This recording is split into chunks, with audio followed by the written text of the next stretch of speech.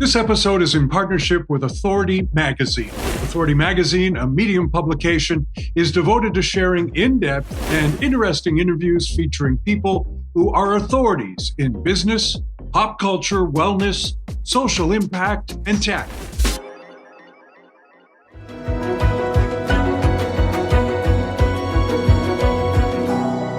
My guest co-host is my friend Karen Black. Karen is a serial entrepreneur, international publicist, philanthropist, and founder of Talent Finders, Faces of Hope, and Faces of Inspiration. She is one busy woman. Well, we have two guests, Lauren Arthur and David Eastaugh, the dynamic duo behind Too Wild. That's toowild.co, where wildlife conservation meets creative storytelling. Lauren, a zoologist and marine biologist, brings her passion for nature to life on screens worldwide, while David, an innovative wildlife filmmaker, captures breathtaking moments in the wild. Both fueled by a love for adventure, technology, and deep connections with the natural world. Welcome to Believe in People. Thank you. Thank you for having us here. Well, Lauren, my pleasure. Lauren and David, toowild.co. That's pretty cool. It's a really cool name. What's the story behind it and what inspired you both to create it? It's quite a long story. Too Wild is obviously a play on words because there are two of us. And it's been a name that we have used for many years now. So it's kind of stuck with us now.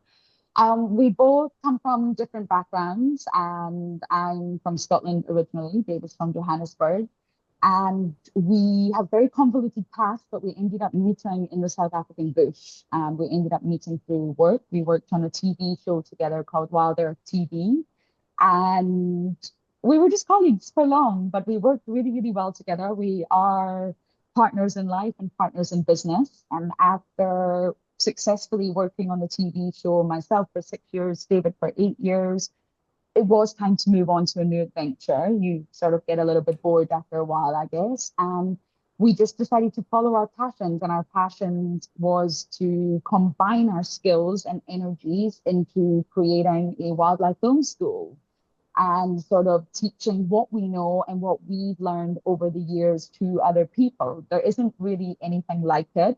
So we put together this incredible program, and although it is open to people all across the world, anyone can join us. The part that I think really drives Dobby and I is that every course that we run, we bring on a local person from the local communities. And when I say local, I do mean nearby communities, those that are sitting on the periphery of the game reserve. So not someone sitting in Johannesburg or Cape Town, those that are impacted the most by the game reserves. And we bring on one person every course and give them then a whole internship. So the training that we are giving to other people, they actually receive. So essentially, we're trying to very slowly build that next generation of South African filmmakers and start to, I guess, break down some barriers between the inside and the outside of the game. If you want to elaborate from your side in terms of your role. Yeah, sure. Well, getting into the wildlife industry, as difficult as it is even more so difficult in South Africa. There's very few avenues to pursue.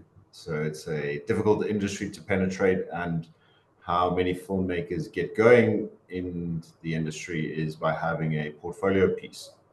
So filmmakers are less likely to have a full CV and rather a showreel to promote your skills and show off what you can do. And what I found right at the outset is that there was no facility to accomplish this. You obviously need access into a game reserve, and you also need access to the kit that you use in the wildlife. It's all very specialized. It's all costs an arm and a leg. And so we really wanted to create a space where people could come and utilize our facility and walk away with a piece of portfolio work. And so our courses are a month long and hosted by several people, mainly Lauren and I. The crux of it is going out every single day, twice a day, into the game reserve. So you're spending about 8 hours on safari, maybe more if there's something good going on. And of course, we also have workshops hosted by natural history editors, colorists, and we have a few motivational speakers come through. Motivational speakers, I mean accomplished people in the industry coming to talk about their experience, how they got to where they were, challenges they faced, and so on. And yeah, we always wanted to make sure that we are giving back and teaching people that wouldn't otherwise have access to this field of work or the industry. That's a very big driver for us, and yeah, keeps us ticking. So do you want to talk about the first one that you did, and and how successful it was, and also obviously the individual who was sponsored, like if you want to just talk about, give some insight into how successful that was. Yeah, sure. So you want to go ahead, Lauren? Go for it. So we are helped out by a company called Wild Shots, and this is a company that has been getting people from the local communities into game reserves with stills cameras.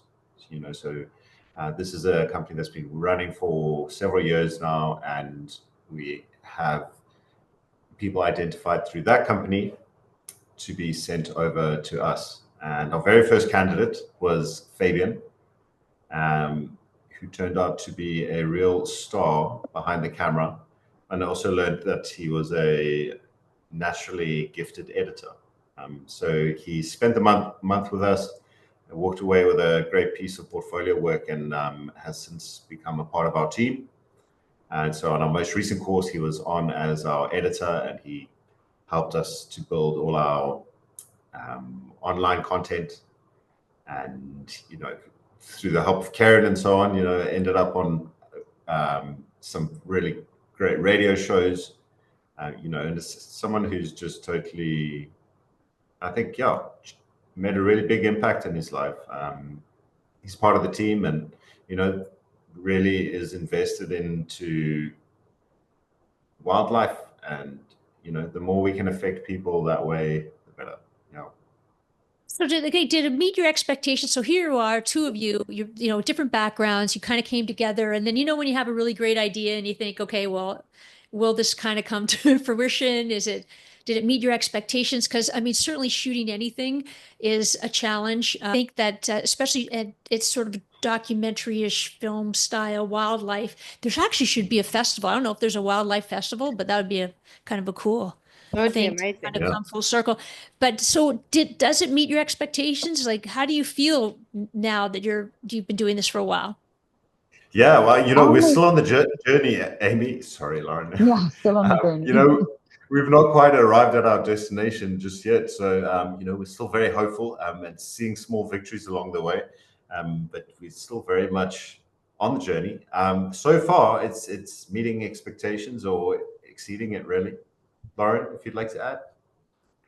No, I was just going to say we're still on the journey. We're not there yet. We're still building, we're still creating, which is why we're so exhausted and spread very, very thin. We've taken an absolute mammoth task on, but it's working. And just being able to say that we've trained X amount of people and just seeing them on their journey, like Dobby mentioned. Fabian was just a young 23-year-old from a community called Acorn Hook. He got selected through our third party. We do the selection process externally, as Dobby and I have been in the area for a long time. So it's important that we don't get accused of sort of being biased. These people come here, and I think it's very overwhelming for them. It's a lot of information. It's, new surroundings, new equipment, as Dobby said. And then all of a sudden they just grow and they just get it. And it's just amazing when it falls into place. And again, we loved Fabian so much. He came out his shell that we brought him back. And now he's our editor. So I do feel that what we're trying to do, at least, is a little bit more holistic than just pumping out, certifications or you've completed this, great. We're trying to really give Fabian the chance to, okay, you've done the course, you've got your certificate of completion. Now you've actually got employment from us. You've now got experience. You've now been part of the team, which I think is a lot more impactful than just someone that came and did, a 2-week course. So although we can't employ everyone, we are hoping to grow and get bigger. And, we did just have 4 community students here with us the past 4 days, also doing the same thing. And that's really the way forward for us. The industry needs to change a little bit. So I think slowly we're chipping away at it. But to answer your question, we're not there yet. We still have a long way to go. So if you could talk to us about the project or events coming up or things that you're doing, because I know that there are some partnerships you formulated and with camera companies, etc. So do you have anything you could like talk to us about, or how you got these people involved and what the plans are going forward and your vision to expand? Okay, I'll go for it. So I'll tell you about what just happened over the last 4 days. So very big camera brand in California who have sort of 80 to 90% of the camera market across the board. So their name is Red. And we struck up a conversation with them and pitched them the idea of, well, first, let me tell you what they offer from time to time. It's something they call Reducation. And these are 4-day workshops where representatives from the company come out and do these workshops and talks and take you through the intricacies of quite a technical camera. So these are hosted all over the world. And so we thought that Too Wild would be a brilliant location for them to host a wildlife version of it all. And we wanted to put a twist on it where the entire event would be sponsored by Too Wild and Red. And so, yeah, the entire group was 4 members from the community, and everyone was sponsored. And yeah, it was just a very successful event. Some incredible sightings that we had with the kids, and they gained so much insight into all things camera. Took them through the process of editing and color grading all of your footage. So yeah, that was our most recent win in that regard. Amazing. So as far as I know we've touched on this subject before, but with regards to the education and doing the course and obviously people being hands-on and being there, we want to also talk about the respect towards the wildlife and nature itself, and striking a balance between that and not sensationalizing, because I mean we've seen how some documentaries or some filmmakers in the wild love to sensationalize certain aspects. So I don't know, Lauren, if you want to touch on that, like in terms of respecting the boundaries and yeah. I don't know if you want to. Well, David and I both come from a background of live TV. That's what we specialize. So give me a script and I will absolutely ruin the whole thing. I am not good at, being on camera and having a script. But, just say live, and that's where I go. That's what I'm good at. That's my strengths. And Dobby is the same. So we're very off the cuff. But working for live TV also means that you are completely exposed. I mean, speaking of the editing process, there is no editing in live TV. You really can't make mistakes. The whole part of the TV show, the essence was that you can make mistakes and it's funny. But when it comes to more serious things like animal welfare and the ethics of wildlife filmmaking, you cannot make mistakes. And we will have, I think it's part and parcel of what we do, that we will have made mistakes. But the point is, if you really look at what you did, oh my goodness, I think I got too close to that leopard. I feel it in my gut. I didn't mean to. I was just driving and talking and I drove too close. I didn't harm the animal, but, respect. I maybe got too close. That's an example that you can take and then have a conversation with yourself. Okay, I don't feel right. My gut doesn't feel right. I didn't like how close I was. I felt that leopard wasn't so happy. And then you learn from that. And then moving forward, okay, I'm with that same leopard or a different leopard, and I'm just going to handle it a little bit different this time. So that's part of our course. And we dive really deep into wildlife filmmaking ethics. But the whole point is we are not here to tell you what is right and what is wrong. We will say you cannot, harm or kill an animal, but it's a massive gray area. You'll find that some people think it's okay to make a bird fly in order to get that shot. Just walk to the tree, the bird will fly, and you've got that shot. Some people will think that's not ethical. Like, you have made that behavior happen, and therefore that's not right. But then again, on the other hand, the bird was not harmed, it just flew. So is it okay? Is it not okay? It's such a great area. And that's what we teach. We teach students to understand that it is their own decision, to look at the bigger picture, understand that it is a gray area, and to sort of develop their own boundaries. Maybe some of the students think it is okay to do what I think is not okay. So it's a really big part of the course, and we start to touch on it in week 1, and then in week 2, we really dive into it. And then in week 3, it starts to make sense to them. And then by week 4, I would say that they all sort of start to understand where they sit on that. It's a huge hot topic right now because of these documentaries that you referred to about sensationalizing and how did they get those shots? Really, was it ethical? Are you lying to your audience if you film a wolf den in captivity, but don't tell the audience it's captivity? So is that lying? Is that disrespecting your audience? Is that ethical? It doesn't end. And I think because we are here in the bush, there's no captivity.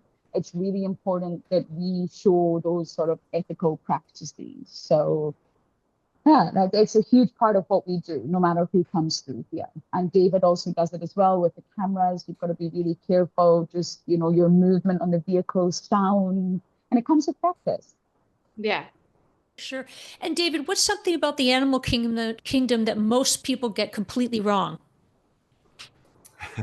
Amy, we've had 1 or 2 clips that have gone really viral. I think on our Facebook, we just had one that got like 5 million views, and it's of a lioness who's just dug her claw into the nose of a male lion in slow motion. So anyway, it's quite not entirely graphic, but yeah, it's a little bit violent. But when I troll through these comments, one of the things that keeps on coming out is that, are you not afraid of the wild animals, and why are they not attacking you? And so I think that's a big thing that people get wrong about experiencing the bush out here in South Africa. It's obviously different in different places. This is not across the board. But really, Lauren and I think, feel more at home in the bush than we do walking around in the city. And if you are to maintain a level of respect and boundaries, this is a very unlikely event. When things go wrong with animals, it's normally because the humans have done something wrong. Gotten too close, not being respectful. They don't see us as prey. They haven't for however many hundreds of years, and we're not on their menu, and people just really don't realize that. So I would say that we're not on the menu at all, and as long as you maintain some healthy respect and keep your boundaries, it's not something that's a huge consideration to us at all. So one of the questions I wanted to ask, or obviously this is more for the audience, around equipment. So you did speak about obviously some of the equipment, but when you're doing these types of filming and things, like, how do you go about choosing what's the right equipment, or is there only specific equipment specifically pertaining to wildlife filming? Yeah. So I don't know if you want to give us sure.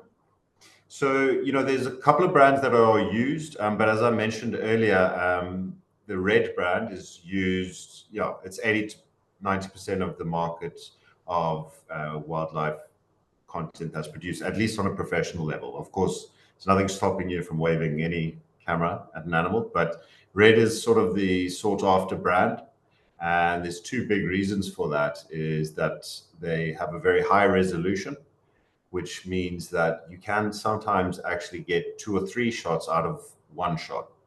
And this is just, in very basic terms, resolution refers to the size of the frame. And so with a very big frame, you can actually cut into and crop into frames.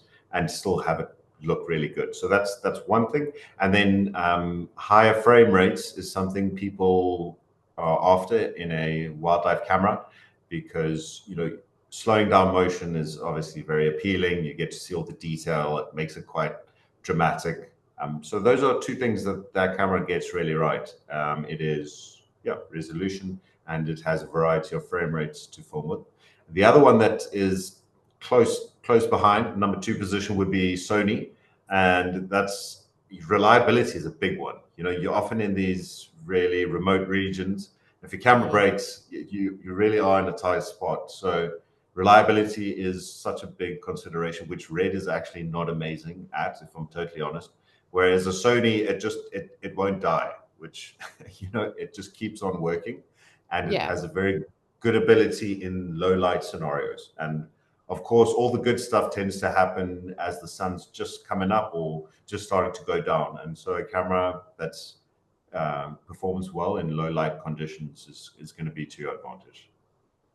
And also, I suppose as well, like weather conditions, because I'm sure, like, you obviously have extremes like heat, cold. So I'm assuming that also plays a role.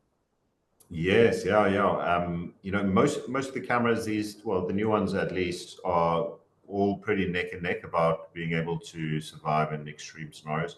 These days, most cameras can handle it. Some are more prone to heating up if it's very warm. Sony, for instance, is not. So none of them are waterproof just yet. I'm waiting for a waterproof camera. That's because of course people tend to put away their cameras when it starts to rain, but actually it's really when you want to start rolling. You've got the rain in slow motion. It's all very dramatic. And I think it's so interesting, like if you think about it, I want two questions actually. I know we're coming close to our end, but the thing that really fascinates me is people get really excited. Like what you're doing is really exciting and people want to engage and they want to show up. And I imagine just like in anything, the film industry is a hurry up and wait. I mean, there's a lot of that. And so how do you then, let's say you go out and you're shooting and you have a certain time frame, let's say the month, and then some days are just a wash. Like some days, right? Nothing's out there. It's not staged. It's right. Yeah. And so how do you manage people's expectations? Do you do that ahead of time, or, how does that work? Yes. When people arrive here, it's really crucial to manage people's expectations. That is something we have learned time and time again. Yeah. So obviously when they first arrive here, our camp is very wild. There is a small fence, but it's wild. We see a lot of wild animals here. So of course, it's a huge safety briefing, first of all. And then it's all about managing expectations. So we sort of really dive into what it takes to be a wildlife filmmaker. And I really think the idea is slightly romanticized. It's a wonderful career. As with any career, I think there are elements that are romanticized. Look at these power shots. You think you're just going to go out all day and it's going to be sunny and you're going to get these amazing things. And it's not like that. And Robert Redford's going to show up. Yeah, it is not like that. So as Karen said, the weather, we are in the elements. So we face intense heat, rain, cold, hail. We've even had hail, storms. It's not easy. Wind is tough. So you've got to face the elements. And then, like you said, Amy, this would be a cool Outward Bound, You should pitch this to Outward Bound. Oh, I'd love to. That'd be great. That would be a great event. Sorry, right? I didn't mean to just No, not at all. So it's I can't remember what I was going to say. Yes, there's a lot of waiting. You've got to sit there, and sometimes you've spent all morning tracking the lions. We were talking about this last night. Track, and then you find them, and there's this euphoria, this adrenaline rush that comes across to finding the lions, only to realize that they're just going to sleep and do absolutely nothing the entire day. So you got all this, you got excited, and you can't really film them because they're flat cats in the grass. But then you will always be rewarded. And we were actually having a really in-depth conversation around the dinner table last night about energy. And I won't go into it, we've not got the time, but just the sort of energy that you put out is the energy that you will receive in the bush. The natural world is based on energetics. And if you just are positive and you just radiate and you just respect your wildlife, you will end up with these incredible moments. Things will happen that will just blow your mind. But again, going back to your question, managing people's expectations. We did have some students before who just really didn't understand what they were coming to. So they did have this idea of where are the elephants? I thought they were just going to be right here, you know? So I think it does take people time to adjust. South Africans generally get it because it is their country and most of them are familiar with the wild. But foreigners, that's a big part of our job, just making sure they understand it's going to be tough. It's a month.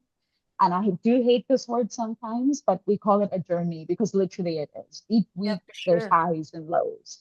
For sure. Yeah, and so yeah. it just also makes me think of our Instagram page, you know, because if you go on there, you have some views of amazing things. And, you know, I think some of the people have this impression that that's exactly what it's going to be like when they come on the course. Yeah. And of course, if you're willing to put in the time, you know, we might be lucky enough to get something like that. But yeah, it's really time, so much time spent. That's what, and I want to ask you, just does National Geographic or Netflix or anyone ask you to do shoots, capture clips? Yeah, we're actually on a bit of a mission for Nat Geo right now. It's very specific. Some of David's incredible Ethiopian wolf footage was bought by Nat Geo, and that went into one of their series. And we used to work for Nat Geo at our old TV show, so there was many shows that we did for them. So yeah, we do a lot of side projects. Yeah, absolutely. But I mean, we are coming to the end, and I'm laughing actually because this is about believing people. I don't know how much you believe in people, but I know you believe in animals. So what is it about animals that you believe in? Both of you, Lauren, David, what's your take? Okay, for me, animals are just authentically themselves. They are everything stripped bare. They just live to survive and thrive. They will enjoy the small moments. You know, a butterfly isn't just sitting on that flower because it needs it. It's also enjoying it. It's smelling it. It's like thriving on that flower.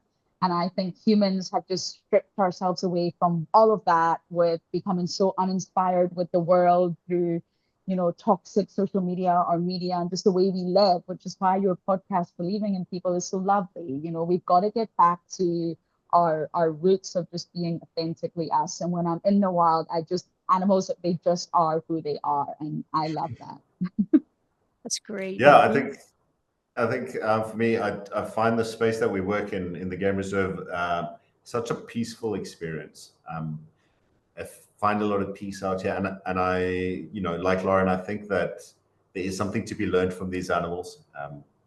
They are really not hung up on half the things that we are. It just really gives you some perspective, and I think animals can teach us so much if we just care to look and listen. Exactly, that's a great way to end. Thank you so much. We're inspired, and I wish more people were more like animals or took at least some learnings from them. Yes, me too. Thank you so much.